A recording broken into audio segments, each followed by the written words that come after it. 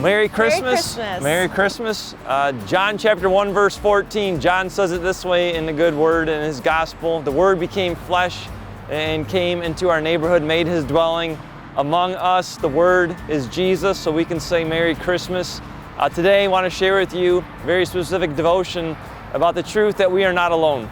We are not alone. If you want more of this truth after Janice and I deliver this truth for you, I want to encourage you, come to worship. You can come to our online worship, our 11 o'clock service today, and also at 7 o'clock, our midweek Advent worship, where we're going to proclaim this truth even more so.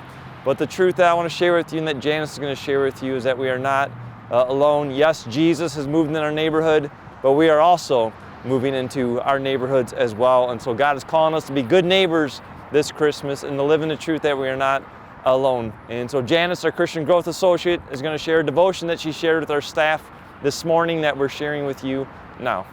From Mark chapter 12, verse 31, it says, "Love thy neighbor." That is the greatest commandment that God has given us. And sometimes during winter, it can kind of feel a little bit cold, chilly. It's not the same as the summer. It's not the same as when we get to go do concerts, go to art shows, things like that.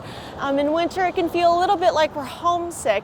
I even went out to Appleton, Wisconsin to visit some family, and I found a candle that was called Homesick. And guess what it smelled like? Fall and winter holiday smells, brown sugar, apples, cinnamon. It was a little strange that we would associate the holidays with being homesick. But God has given us this amazing thing called family and friends. And the winter is a time where we're kind of put in time out. While yes, it's cold, and yes, it feels like we don't have a whole bunch of busy, entertaining stuff to do, we really actually do. Our communities put on events where we are around each other more in conversation and slowing down to enjoy just quality time together that we don't normally get to have in the summer. And so this winter, I want to challenge us all to love thy neighbor, to be with each other in fellowship, especially during the holidays when it can feel very dreary and there's a lot of grief and loss that can happen. There are so many ways that we can uplift each other as true Christians in a Christian community.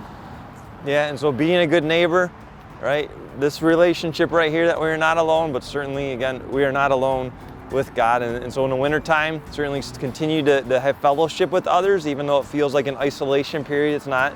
But even more than that, right? Invite Jesus into your home. Spend time with him and the relationship that he desires with you, why he came at Christmas to be with you.